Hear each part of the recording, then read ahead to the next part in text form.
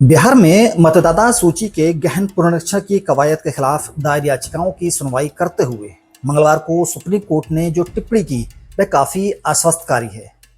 इस मामले की सुनवाई कर रहे विद्वान जजों ने स्पष्ट कहा कि चुनाव आयोग एक संवैधानिक संस्था है और अदालत यही मानती है कि उसकी कार्रवाई कानून सम्मत होगी। फिर भी अगर कोई शिकायत आती है तो हम सुनने के लिए यहाँ बैठे हैं।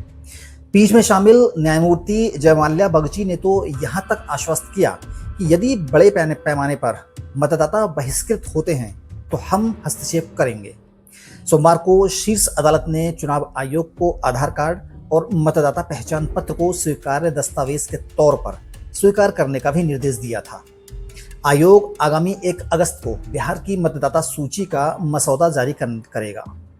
तब जाकर तस्वीर साफ हो सकेगी कि कितने मतदाता जनवरी 2025 की सूची से बाहर हुए हैं। मुख्य चुनाव आयुक्त ज्ञानेश कुमार दो टूक कह चुके हैं कि मृतकों, स्थायी रूप से दूसरी जगह जा बसे लोगों और 2 या उससे अधिक जगह की मतदाता सूचियों में दर्ज नाम को निकाला जाएगा। निसंदेह चुनाव आयोग एक स्वायत्त संवैधानिक संस्था है। देश की मतदान प्रक्रिया को निष्पक्ष और पारदर्शी बनाने का सारा दारोमदार उसी के ऊपर है। जब कभी भी उसने अपने अधिकारों का उपयोग किया है उसे न्यायिक संरक्षण भी मिला है।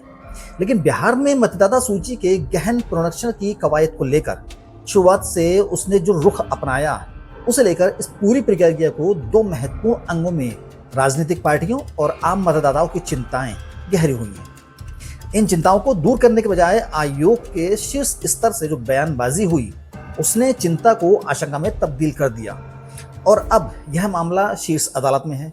चुनाव आयोग के पास शीर्ष अदालत की पहली सुनवाई के बाद भी मौका था कि वह इस बवंडर को थाम लेता। अदालत ने उसे शुरू में ही सुझाव दिया था कि वह आधार और वोटर आई कार्ड को मान्य दस्तावेज के रूप में स्वीकार करें। अब अदालत को दोबारा इसे दोहराने की जरूरत पड़ी है तो यह यकीनन आयोग के लिए कोई अच्छी स्थिति नहीं मानी जाएगी।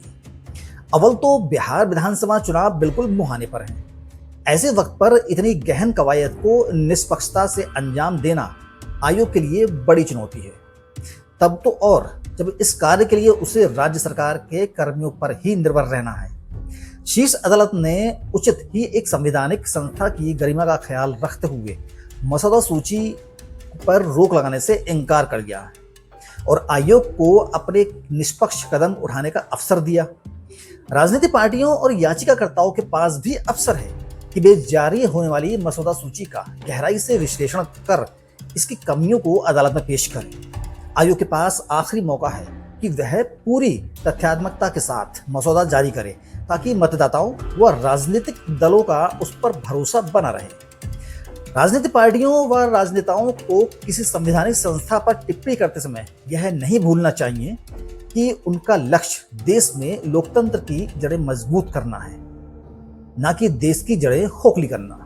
हमारी संस्थाओं की प्रतिष्ठा गिरी तो हमारे लोकतंत्र की छवि ही धूमिल होगी और पड़ोस का लोकतंत्र नजीर के तौर पर आप सबके सामने है। मिलते हैं ऐसी एक सच्ची खबर के साथ, तब तक अपना ख्याल रखिएगा। जय हिंद।